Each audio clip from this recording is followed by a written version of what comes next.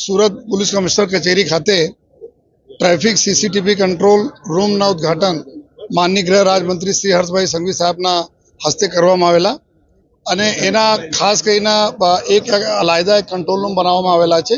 જો શહેર આપણા 90 લાખ ને વસ્તી ધરાવતા શહેર છે, અહીંયા સૌથી વધારે ચેલેન્જેબલ હોય છે ટ્રાફિકની વ્યવસ્થા સારી રીતે રહે એના માટે. તો ટ્રાફિકના વ્યવસ્થા જોવા માટે તમામ જંકશન્સ જેટલા છે અત્યારે અહીંયા 800 જેટલા કેમેરાઓના સુપરવિઝન ટ્રાફિક માટે થઈ રહ્યા છે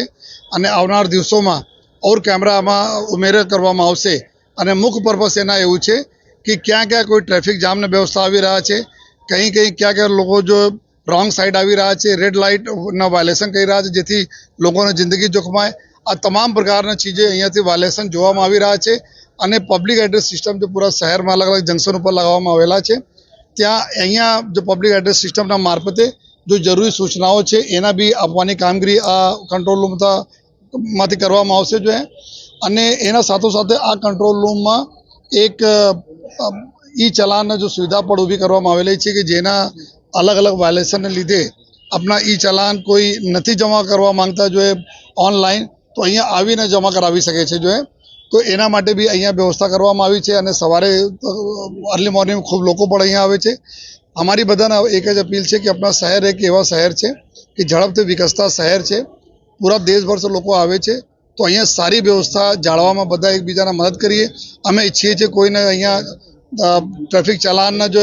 પૈસા જમા કરવા માટે નહીં આવવા પડે તો એવા જે લોકો અપીલ કરીએ છીએ કે કોઈ પણ સંજોગોમાં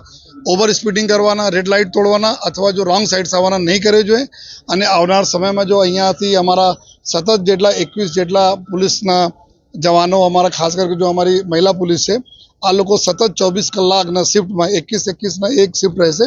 આમાં આ લોકો અહીંયાથી જો પૂરા શહેરના ટ્રાફિક વ્યવસ્થા જાળવશે. સાહેબ ખાસ કરીને વાત કરીએ તો હજી બી બીઆરટીએસ પથરા કેટલી જગ્યા પર મૂકી રાખવામાં જેના લીધે કલાકો ટ્રાફિક જામ થાય રહી છે. સુરત શહેરમાં ચૂંકી સતત જો તો સિટી ઓફ ફ્લાયઓવર્સ એના બોલીએ છીએ જ્યાં 130ના આસપાસ અમારા ફ્લાયઓવર છે. સાથોસાથ અત્યારે જો મેટ્રોના કામગીરી ચાલુ છે આ મેટ્રોના કામગીરીના લીધે બી ઘણી બધી જગ્યાઓ રોડોમાં સકળાશ આવી ગઈ છે એના દૂર કરવા માટે જ્યાં જ્યાં એના જરૂરત નથી દૂર કરવા માટે જો કોર્પોરેશન અને પોલીસ અને મેટ્રો એના સંકલન પણ ચાલુ છે તો અમે લોકોને સલામતી કે એવા અમે કોઈ બેરિકેડ નથી હટાવવા માંગતા જેના લીધે જો મેટ્રોના કામ થતા હોય અને કોઈને ઇન્જરી થઈ જાય પરંતુ આ દિશામાં બી કામગીરી કરીએ છીએ કારણ કે આ ઘણા બધા સંકળામણના લીધે ખૂબ જ ટ્રાફિક જામના તકલીફો પડે છે તો એના માટે અમારા લોકોની કામગીરી એના ઉપર ચાલુ છે.